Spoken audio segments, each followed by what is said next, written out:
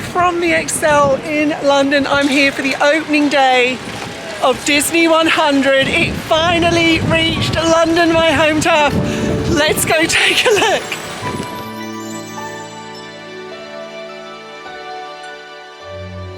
Disney 100 the exhibition is running from yesterday, Friday the 13th, spooky, through to January 24th, 2024, and you can get your tickets now. Alright, here we go. So there's lockers there if you want to rent a locker, and there's a photo op, and I've just been given a card with a QR code that I'm going to use for other photo spots apparently. So let's take a look. So first stage is a little pre-show. It's a cute film and it's a hologram projection of Walt Disney. I was a little underwhelmed by the hologram, but don't let that put you off. Hearing his voice is magical. And let the show begin! Here's my pal Walt to tell you how the magic is made. There's a lot of satisfaction in developing ideas into reality. When we consider a new project, we really study it. And then you're invited in to the main exhibit. It's really well laid out, themed areas. You start off with Walt's story and him starting the Walt Disney Company, so some nostalgia in there. I liked the layout of it actually, although yes, it was busy.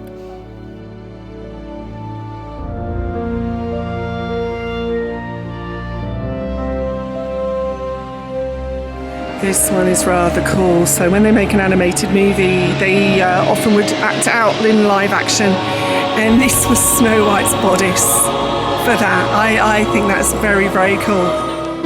These books made my jaw drop. These are the actual books used in the introductions of the movies. Oh, it was an honour to be in their presence. Go check out the animated films if you haven't seen them. It's very cool. You can turn the pages in the storybook and then they pop up on screen and come to life. Look at that.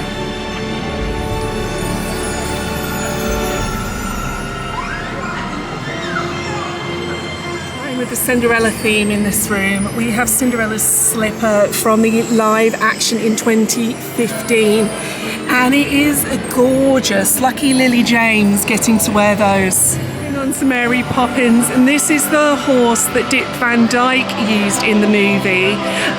It's showing a little bit of wear and tear, but what an honour to see it.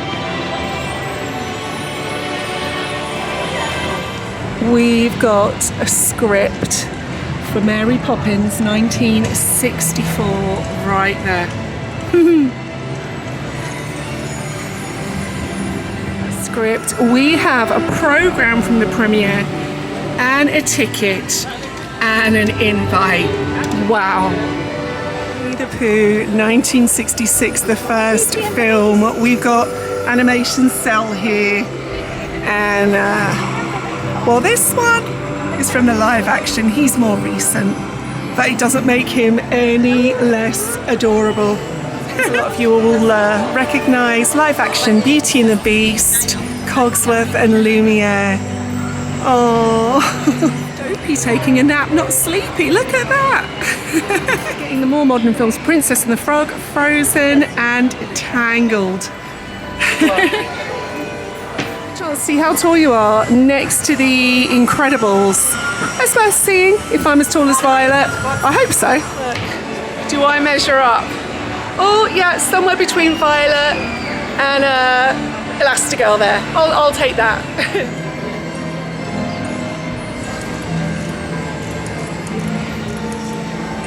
From Elliot down here to Jafar up there. These all started in an artist's workshop to give these characters real personality, playing with them, figuring out how they move.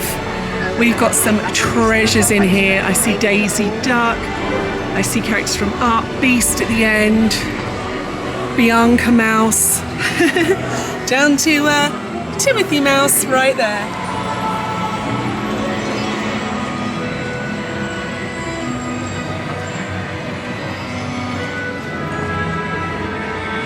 They've They've gone all in with live action Cruella here. If you saw that movie, Emma Stone actually did a wonderful job. We've got Cruella's dress. It is really something, I'll be honest. And Anita's design book there. I think we all love Olaf and we'd all give him warm hugs. Very cute to see him right there. We have an interactive table here. You can look up facts, get a story.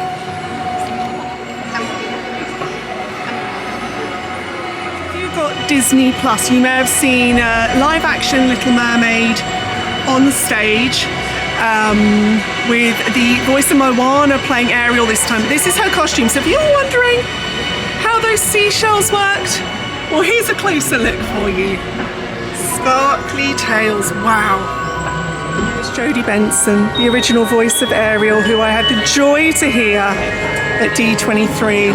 And then the new stories of Ariel, look, it's the Dingle Hopper. I'm getting emotional now because she's my favourite princess. And the Spyglass. Halle Bailey's version. Oh, this looks cool. I can see Star Wars, Moana, Marvel, Buzz, Spirit of Adventure and Discovery. Immediately we have Elizabeth Swann's costume from World's End, Pirates of the Caribbean. That's going back a bit. Pirates of the Caribbean, bringing it round, all the adventure. Even to the new version of Jungle Cruise right there. If you're wondering how big the rock is, he's big to fit that. Yep, he's big. Covered treasure. It's the compass. I did the maze. There was a couple of knobs there. And what do you know? Compass that Jack Sparrow so badly wanted appeared.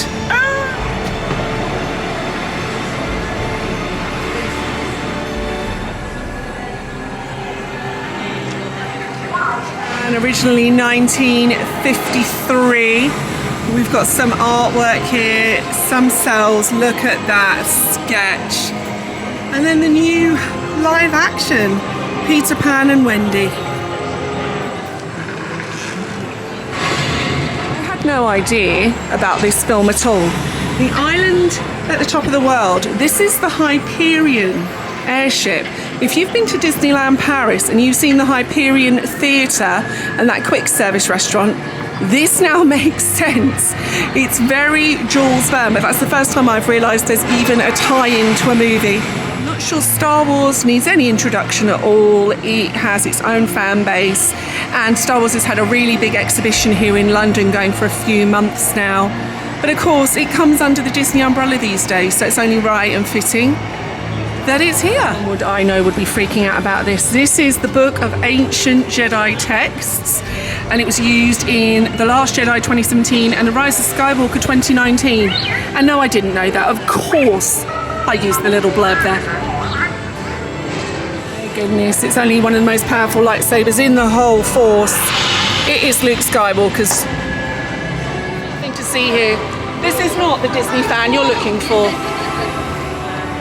My Marvel loving heart, because oh my god, these are actually were used in the movies. So we've got Thor, Ragnarok, Captain Marvel, we have Star-Lord, Guardians of the Galaxy, the original, Iron Man, of course, from Infinity War, Captain America in Civil War, and finally Ant-Man in 2015. Look at that. Captain America's shield from Avengers Endgame. What's my comfort movie? Avengers Endgame. On your left. I kid you not, across from Captain America's shield in Endgame, we go by Shang-Chi, is my favourite live action movie ever, Enchanted. And I can't believe they're opposite each other. This is, if someone could have arranged this exhibit around me, I have wanted to see this dress. Oh God, here I go, crying every time. Look at it. No, let's not. Look, and there's the poison apple, one of them. Oh my God, it's Giselle's dress. Back to the history.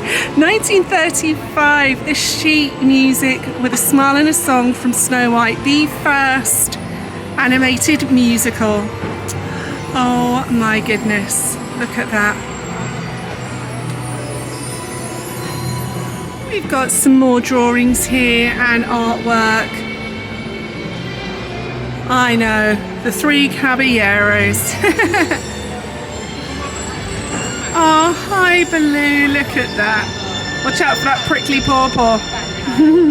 So this whole section is based on music. So of course we've got Maestro Mickey. I want to say it like Minnie then does. Maestro Mickey! If you're a Magic fan, you will know that reference. He is now on stage, be it the cruise ships, be it Broadway, be it the West End. And so of course it had to have a place here. Hey Tink! Tink was flying about. Under music is sound effects, and these are the chimes used to make Tinkerbell's little tinkly flying sound. Wow. There she goes. On for music, we've got the world around us. So we've got Disney Nature, their live action films. National Geographic have now teamed up with Disney as well. But there was a time when their nature films, they told the stories of these animals and they were bigger, then they're animated. Straight out, here is the Oscar that Disney won, Best Documentary Feature for the Living Desert, 1953. It's rather cool to be in the presence of an Oscar. As soon as I saw that, I knew I'd found my place. Nature in Park Design, the Disney theme parks. I think I might know a thing or two about the Disney theme parks.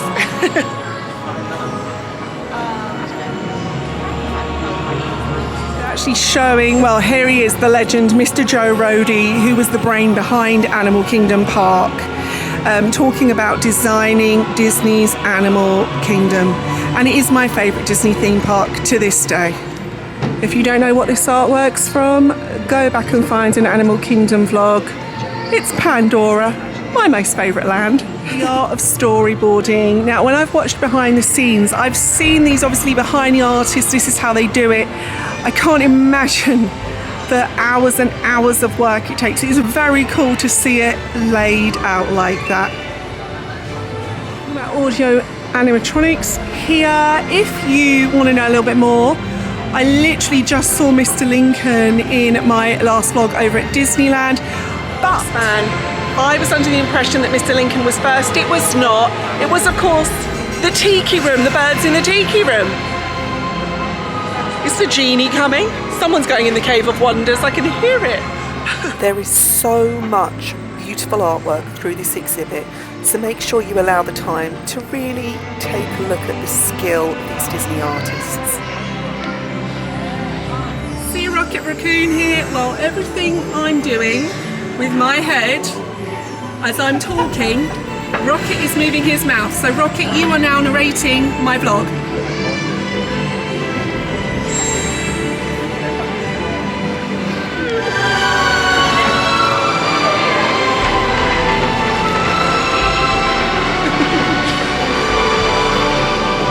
Absolutely cannot have a Disney 100 celebration without including the parks. Oh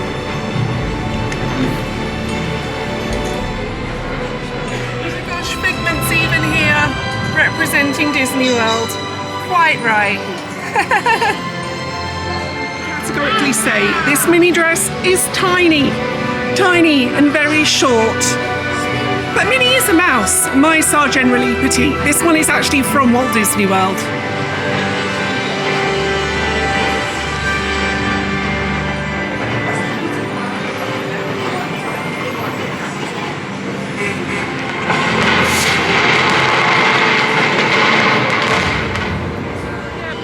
Definitely feel at home in here. Take me back! I was only there a couple of weeks ago, but still, take me back, take me back, take me back. The parks are my heart. It's the cutest interactive screen. So Mickey was over here, and this couple here, whether they realise or not, he moved over there. Well, Mickey went over there too.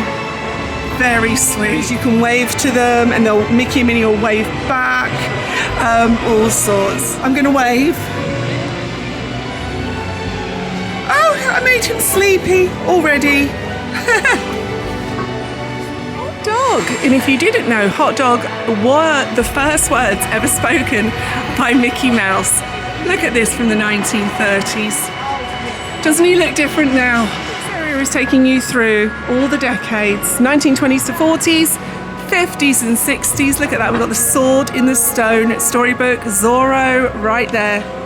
60s and 70s. Now that lunchbox they've been selling very recently, so it's a reproduction. Isle of La Boom Boo. Now who can tell me the movie that's from? Because I definitely know. Oh my gosh, it's an original as well. And the actual bed knob. That is, oh my gosh, that makes me nostalgic. So I got very distracted by bed knobs and broomsticks there. 80s and 90s, that would be the Rocketeer, Tim the Tall Man Taylor down there. And of course, we are just getting started. Don't I know it as a fan? There are so many other objects here from the archives that I didn't get a chance to show you. I might have taken still pictures, or I might have just been standing there with my jaw open. So this isn't it. There is much, much more here to the collection. Tickets are available from Fever UK and they were £28 per adult, so grab yours now. I really don't want to leave this room. This is the last room. They've made it feel like you're in a promo for the Disney movies. And the big Disney 100 advert we've had, the screens keep popping open with different characters and clips. Oh, there we go. With When You Wish Upon a Star. Come on, but look who's right there. So what do you find at the end of every Disney ride, every Disney experience? What are we going to find? A gift shop. Of course there's a gift shop. There's a photo spot here as well where you can have your picture. It looks like you're with Mirabelle. But Disney 100 merch. I mean, I am dressed top to toe in Disney 100 merch, but we're going to take a look anyway. We have photos taken at the beginning. You scan your QR code, and these are the backdrops that they have. So a few shirts, hoodies, knickknacks, all with Disney 100 on them. It's not a bad hoodie. I just don't need it. What have we got? Totes, some Marvel, different designs.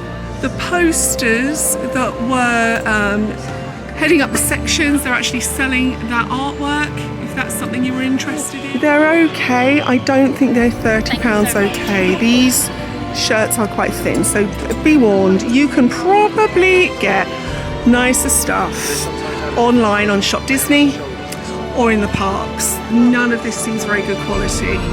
Ooh, sorry Disney. Some books here, and the irony is this one got released yesterday and I pre-ordered from Amazon.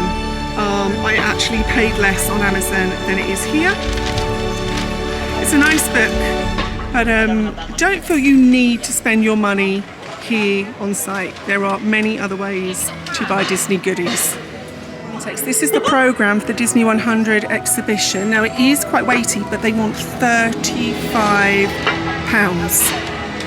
That seems a little silly to me. But is it a Disney event without a store? No, it's not. Of course they're going to sell.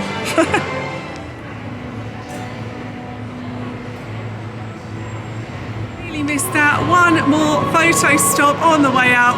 It's Goof with greetings from London. 100 years of magic. And I won't be here to see the next 100, that we get to 200, but I'm excited for what my great-grandchildren might see.